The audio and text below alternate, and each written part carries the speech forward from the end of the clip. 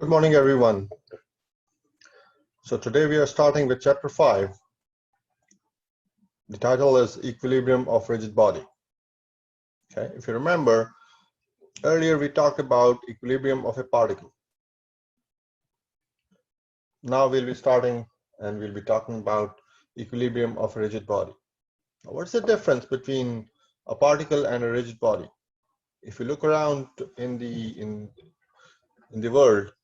world around us, you have so many rigid bodies, right? You also have so many structures, so many objects. So every object is, you can consider that object, that structure, that member, right, as a rigid body. Maybe it's your car, maybe it's your bed, maybe it's your couch, maybe it's your building, it's your house, it's your room, right? It's a rigid body, okay? And you may need to analyze that rigid body, right? You may need to analyze that structure. So that's why you need these equilibrium of rigid body. Okay, now section 5.1, let's talk about conditions for rigid body equilibrium. We already discussed about rigid body of the equilibrium of a particle, right? So if you remember, once we talk about the equilibrium of a particle, so we discussed about this, right? We discussed this guy. So let's talk about it again. So this is a particle, right? This is a particle, and you have four forces, let's say F1, F2, F3, and F4, these four forces acting on this particle. Now, because it's a small particle, right? So all the forces are passing through a same point, right? Through this point. So we can say that forces are concurrent because they are passing through a same point. Okay, or the point of application is the same. Okay. Now, once you talk about rigid body, so on the right side of the screen, you can see that, okay, let's take this guy as a rigid body. Okay, so if you take this guy as a rigid body, then you have same number of forces, F1, F2, F3, and F4 acting on this rigid body. Now, due to size of this rigid body, these forces are not concurrent, right? If F1 is acting in this direction, let's say F2 is acting in this direction, F4 acting in this direction, this is F3. Now, are they passing through a single point? No, they're passing through different points, okay? So they are not concurrent forces. Maybe F1 and F2 are concurrent, maybe F3 and F4 are concurrent, but all of these forces are not concurrent. So once these forces acting on this rigid body are not concurrent, then they may end up giving some moment, some rotation. Okay, so that's why once we talk about the equilibrium of a rigid body, so we talk about forces and we talk about moments. Okay, so what are the conditions for rigid body equilibrium? Number one, we have sigma F equals to 0, or summation of forces equals to 0. Okay, and we also have sigma moments equals to 0, or summation of moments equals to 0, right? So we need to have these two conditions fulfilled if we say that this rigid body is in equilibrium, right? Now, let's talk about the conditions for rigid body equilibrium in 2 dimensions and in 3 dimensions. So in 2 dimensions, since we have XY plane, so this is your x-axis, this is your y-axis, okay? Now, once you have only 2 planes, only 2 coordinate axes, x-axis and y-axis, so you have sigma fx equals to 0, this guy, you have sigma fy equals to 0, and you have sigma moments equals to 0. So how many equations in total do you have? You have 3 equations of equilibrium, okay? So you have 3 equations of equilibrium for this 2D system, 2-dimensional system. Now, let's talk about 3D problems. If you have a 3D problem, 3-dimensional problem, so you have x-axis, you have y-axis, and you have a z-axis. You have 3 dimensions, right? So then you have 6 equations of equilibrium. You have sigma fx equals to 0, sigma fy equals to 0, sigma fz equals to 0, sigma moments in x direction, sigma moments in y direction, and sigma moments in z direction equals to 0. So we need to make sure that we understand and we remember this, that for two-dimensional problems, we have 3 equations, and for 3D problems, we have 6 equations. All right. So that was about the introductory part of rigid body equilibrium and how many equations and what equations do we have for 2D problems and 3D problems. Now, next important thing is let's talk about support reactions, right? So what's the general rule? If a support prevents translation of a body in a given direction, then a force is developed on the body in opposite direction. Okay? There are different types of supports, but normally in mechanics, we use these 3 different types: roller support, pin support, and fixed support. Now, keeping this general rule, we'll try to see, okay, what support reactions are developed on these 3 supports. Okay, so what's a roller support? This is a roller support, right? This is a roller support. So this beam is acting on this roller, right? This roller is acting on the ground. So this is how you show the roller support. Maybe you are sitting on a chair with wheels. That's a roller support. Your car is resting on the wheels. So that wheel is a roller support, right? So that's a roller support. Okay. All right. Now, what is this roller support doing on this beam, let's say? Okay. So it's restricting the movement of this beam in vertical direction. Okay.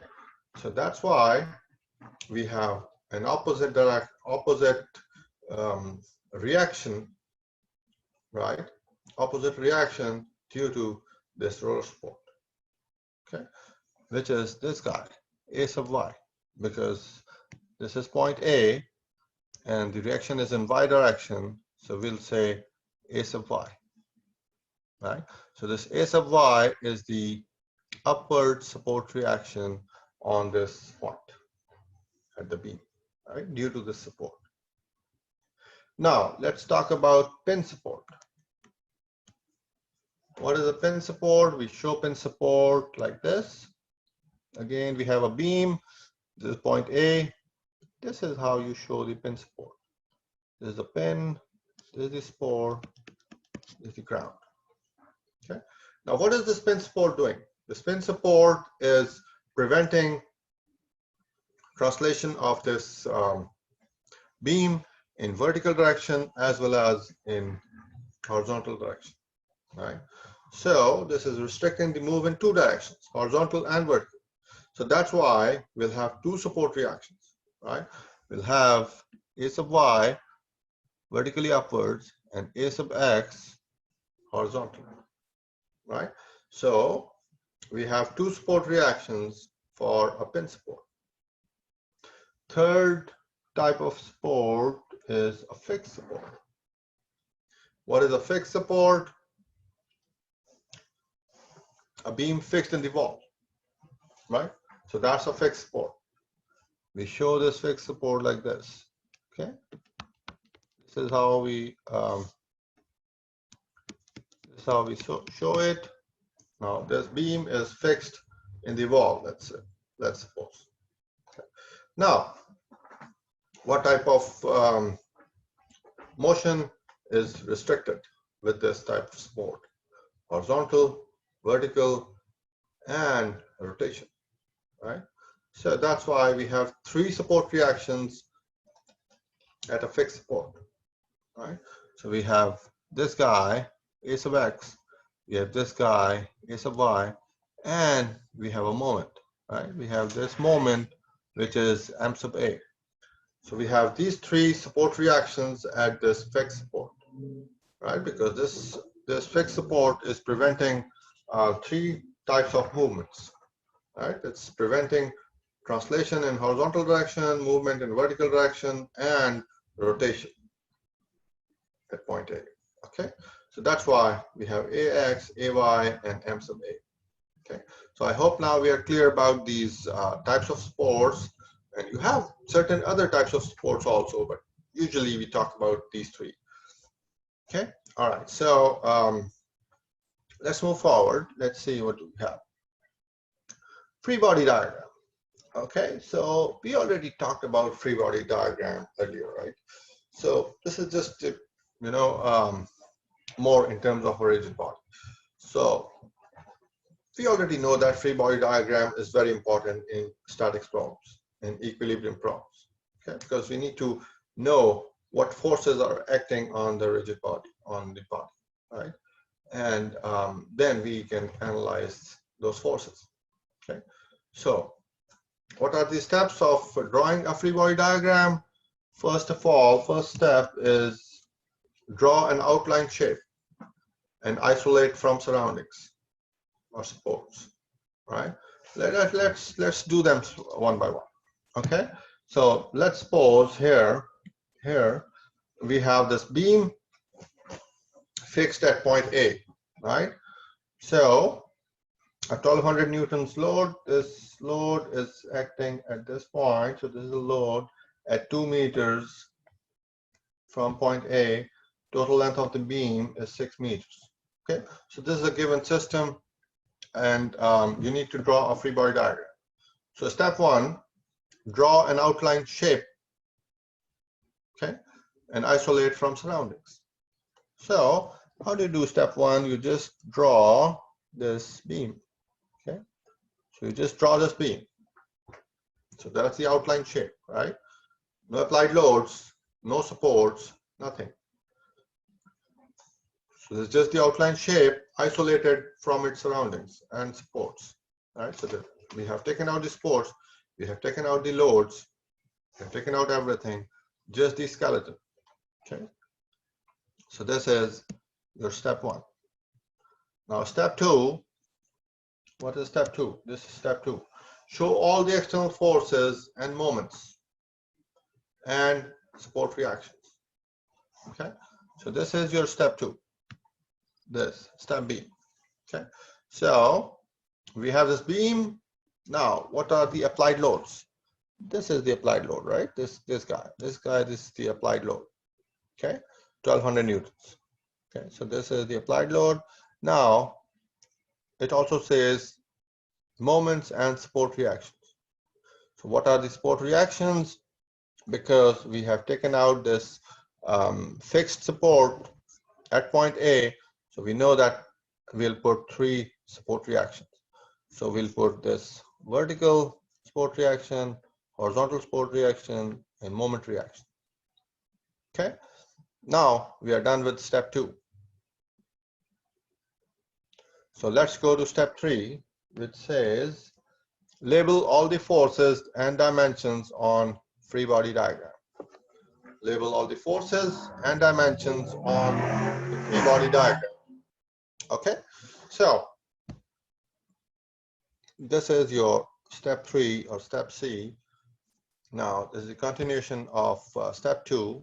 We have the beam, we have all the support reactions and the external forces.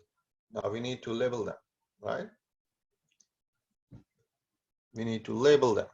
So this is 1200 newtons, this is A sub Y, this is A sub X, this is M sub A, this is 2 meters, and this is 6 meters, right? So after coming here, we say that our free body diagram is done. Okay, so just remember to follow these 3 steps of making a free body diagram for any structure. Maybe it's big structure or small structure. Right? Draw an outline shape and isolate from surroundings. Done. Next, show all the external forces, moments, support reactions. Done. Lastly, label all the forces and dimensions, and you have a good free body diagram. Okay, so that's how you do the free body diagram. All right, so Now it's the time to do some problems. Okay, so problem 1. The unloaded platform is suspended off the edge of the oil rig. The platform has a mass of 200 kilograms. Draw an idealized model and a free body diagram of the platform. Okay, now you can see in this picture, so this is the platform, right? This is the platform. So it has a mass of 200 kg, okay? So that mass will be acting through the center of gravity somewhere, right?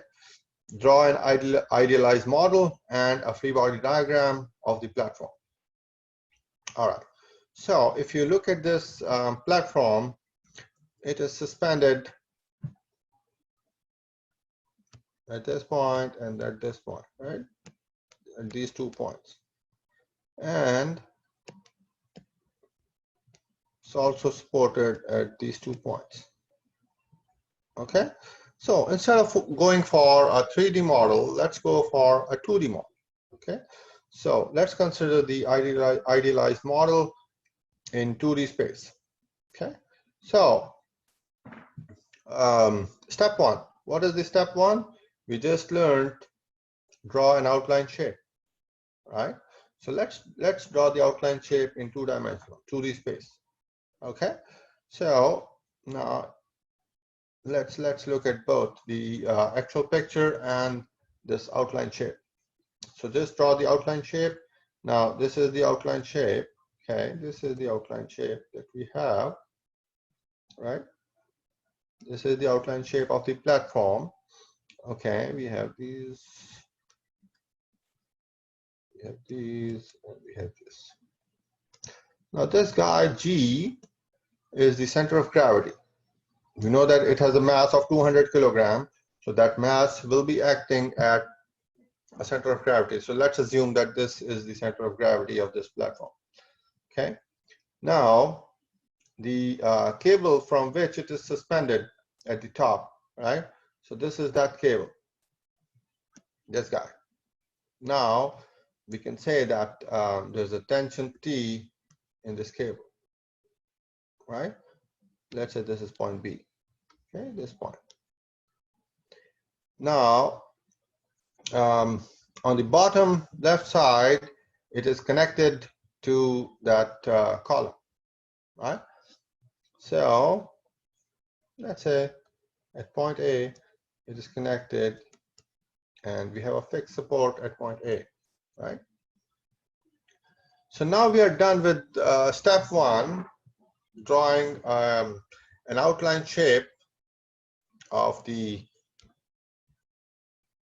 system, right?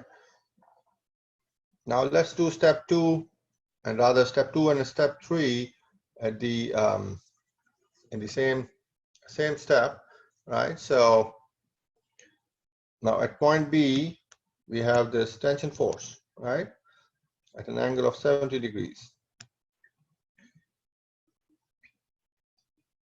At point A, we have AX, we have AY, right? So we have AX, we have AY, these guys. Okay, now this is the center of gravity at point G. So the mass of 200 kilogram, or we can say 1,962 newtons, is acting through point G. Then if you have these dimensions, 1 meter, 70 degrees, 0.8 meters, 1.4 meters. So these are there. Okay, so that's how we are done with this free body diagram of the given structure. All right, but just remember that you need to follow the same steps. First, make the outline sketch, isolating the structure from its surroundings and supports. Then you need to apply all the external forces and support reactions, and lastly you need to label them, label all the known forces and unknown forces and the distances or the measurements. Okay, so we are done with this problem. Now let's go to the second problem. Draw a free body diagram of the smooth pipe which rests against the opening at the points of contact A, B, and C. Okay, so this is a pipe assembly given, and this is point A, this is point B, this is point C. Okay, so let's see what's going on, right? So this, let's say this box is resting at this pipe at point B, and this pipe assembly is resting at this block at point C, and this 300 newtons force is acting at this point. Okay, and then there are some dimensions and measurements. So we need to draw the free body diagram. Okay, again, step one. What is step one? Outline sketch free from surroundings. So outline sketch free from surroundings. This guy, this black color, is your outline sketch, right? So let's say step one. This is your step one. Just the outline, free from supports, free from surroundings. Okay. Now step two, apply forces and support reactions. Okay. So apply forces and support reactions. So this, let's say this guy, this red color is your step two.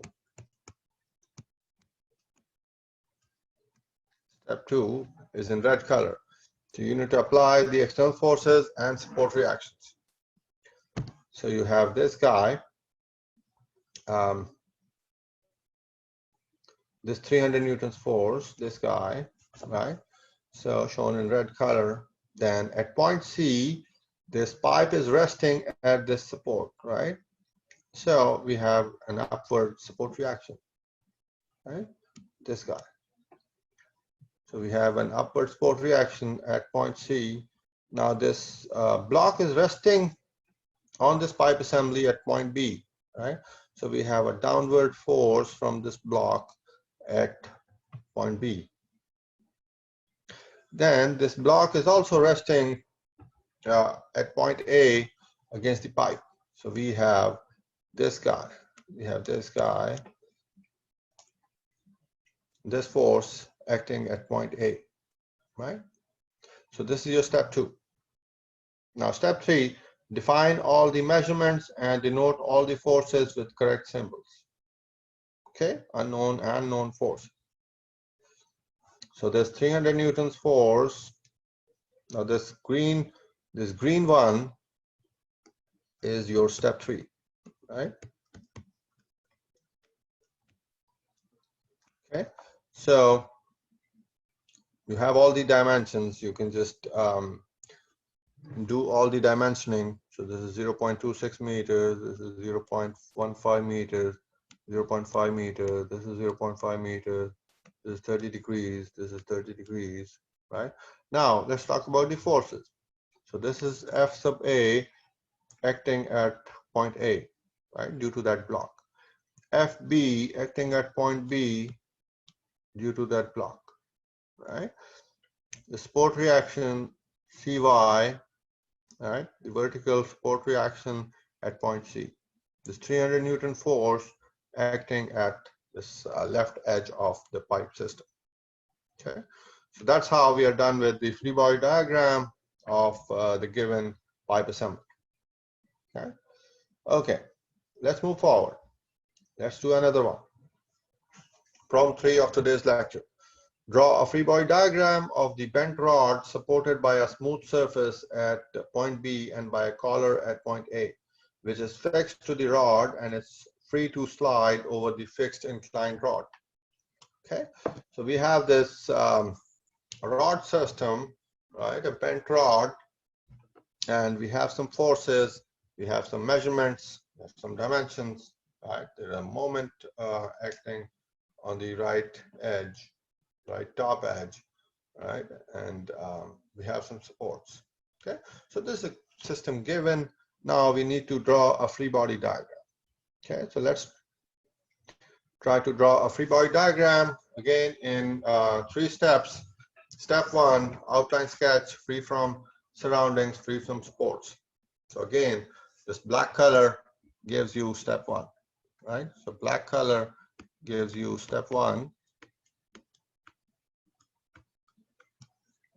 Okay, so just make the outline sketch, right, which is shown in black color, and that's your step 1. Okay, make it free from surroundings, make it free from the supports. Okay, all right, so we're done with step 1. Right, now step 2, apply all the forces, external forces and support reactions. Okay, so this red color is your step 2. Okay, so this red color is your step 2. Now, what are the external forces and support reactions? So start from one side. Let's say start from the left side. At point A,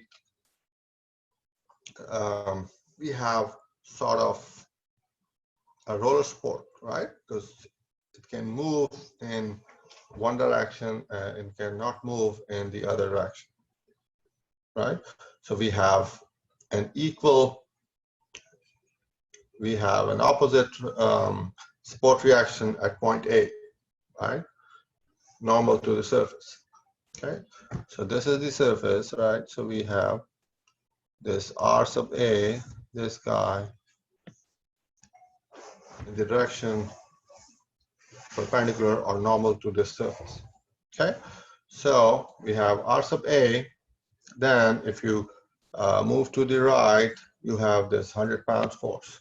Okay, so 100-pound force, you give this 100-pound force here. Okay, all right. Then again to the right, top edge, we have a 200-pound-feet moment. So let's have that moment here. This is that moment. Okay, so we apply that moment, and we come down at point B. At point B, this rod is resting at this ground, right, or floor. Okay, so we have a support reaction normal to the surface, which is this guy, right, this guy, R sub B. So with this, we are done with step 2. Now moving to step 3, label all the forces and dimensions. So this green one is your step 3. Okay, so this is 3 feet. This is also 3 feet. This is 2 feet. We're done with the dimensions, right? Now labeling the forces. So let's call it R sub A. This is 200-pound-feet moment. This is 100-pound force. What else? This is, let's call this R sub B. Okay, so we are done with these 3 steps, and we are done with this free body diagram. Okay, all right, let's move forward. Let's do this last problem of today's lecture. All right, so problem 4. The beam is supported by the roller at point A and a pin at point B. Find the reactions at points A and B on the beam. Okay, so we have this beam. If you look at this beam, we have distributed load, uniformly distributed load, rectangular load on this horizontal part of the beam, and then we have an inclined part of the beam, right, which is resting at a roller at point A, right? So this is your point A. This beam is resting here. This is pin support at point B. All right. Okay. Now, this W is 3 kilonewtons per meter. This guy, the magnitude of the distributed load, right? So to find the support reactions, right, at point A and point B, we need to make a free body diagram, right? So how do we make free body diagram? We follow those 3 steps. So let's follow those 3 steps and make a free body diagram. But before going over, we learned how to, resolve this distributed load and transform it into a concentrated load, single load, right? So let's do that. Let's do this. P equals W times the length, right? So 3 kilonewton per meter times 4 meters the length. So that's the area of the rectangle, right? So we get 12 kilonewtons, right? So this guy P, this guy is the resultant of this uniformly distributed load, right? So we don't have to deal with this again, and we can use this single concentrated load of 12 kilonewtons instead of this distributed load. Okay, now let's go and make a free body diagram. So again, this black color shows the skeleton of the structure, so which is this, just a simple line from point A to point B, right? So that's the skeleton of this beam, free from surroundings, free from supports, right? Now let's apply all the forces and support reactions. Start from one side, start from point A, right? Start from this point A. So we have a normal to the surface support reaction, right? So let's call it R sub A. All right, so this is R sub A at point A. Next, we have this 12 kilonewtons force or load, concentrated load acting at the middle of the beam, right? So this guy is acting at this point. Now, if you go to point B, the last point, the rightmost point, we have a pin support, right? So we need to give 2 support reactions, right? So let's call them Bx and By, right? And this is your x-axis, y-axis, because we are working in 2D space. Okay. All right. So we have these Bx, By, we have this R sub A, and we have 12 kilonewtons force. All right. Then we have these dimensions. You know how to label these dimensions, right? So basically, we are done with step 2 and step 3 in a single step, right? And if you, in order to analyze this, we want to go for the 2 components of this R sub A, right? Let's call them AX and AY, right? Because we are working in XY space, so this inclined force, we can use the XY components, right? That would be easier. So AX is RA times sine of 30. AY is RA times cosine of 30. I think by now we are good with resolving the force into this X and Y component, so we know we don't need to go into the details, right? So we know how to get this AX and AY. All right. So now let's move forward. We are done with this free body diagram. So now we have this free body diagram. Now we can analyze this structure and we can find the unknowns. Right? So what are the unknowns? What are the unknowns we need to find? We need to find R sub A, we need to find Bx and By. Okay? All right. So to do that, what can we do? So let's take moments somewhere. Let's take moments at point B equals to 0, right? Let's do this. Sigma moments at point B equals to 0. Sign convention, very important. Counterclockwise, positive. Okay, so let's do counterclockwise positive. Take moments, summation of moments at point B equals to 0. Okay, so just write the equation for summation of moments at point B equal to 0. What forces will give the moment? The 12 kilonewtons force will provide some moment at point B. AX will give some moment. AY will give some moment, right? We know the moment arm of A sub X, A sub Y, and the 12 kilonewton force, right? So this is the moment from A sub X, this is the moment from A sub Y, and this is the moment from 12 kilonewton force, right? So just solve this and you get R sub A equals 3.71 kilonewtons. Okay, so you are done with one unknown, R sub A, right? Now you can do summation of forces in X direction equal to 0. This guy to find out B sub X. Right, so this will give you Bx equals 1.86 kilonewtons. Okay, then next part you can do summation of forces in y direction equals to 0 using sign convention, upward positive. You can write this equation. Right, there are three forces which are acting in y direction: 12 kilonewton force, By, and this guy 3.71 Ra times cosine of 30. Okay, the y component of this R sub A.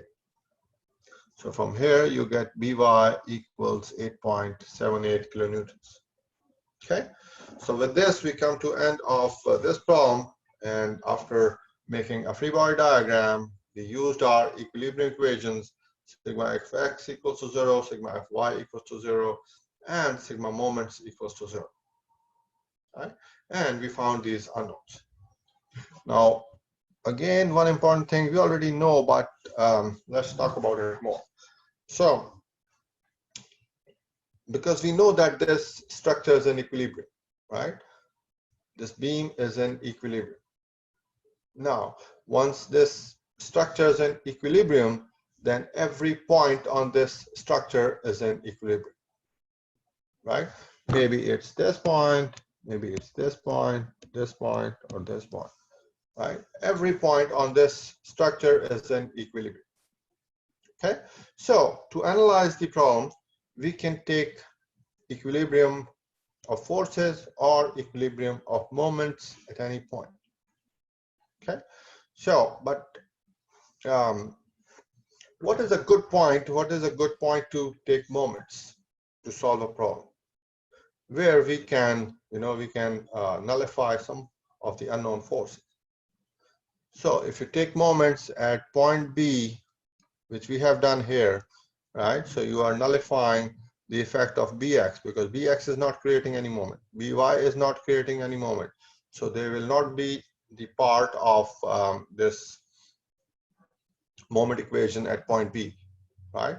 So the only unknowns would be Ra, right? Or maybe we can say two components of Ra, but in fact that is Ra, right? So we have one unknown. We have one unknown, we have one equation, so that's why we were able to find out this R sub A from the moment equation. Right? So that's how you need to think, and while solving any problem, you need to apply your concepts which you have learned, right? That how to see where you need to apply the moment equation, right? Or you need to apply the moment first, or the sigma fx first, or sigma fy first. So all these, we will be going through more problems and more topics in chapter 5, and hopefully we'll be clear by the end of chapter 5 how we do it. All right, thank you so much, and we'll see you next time.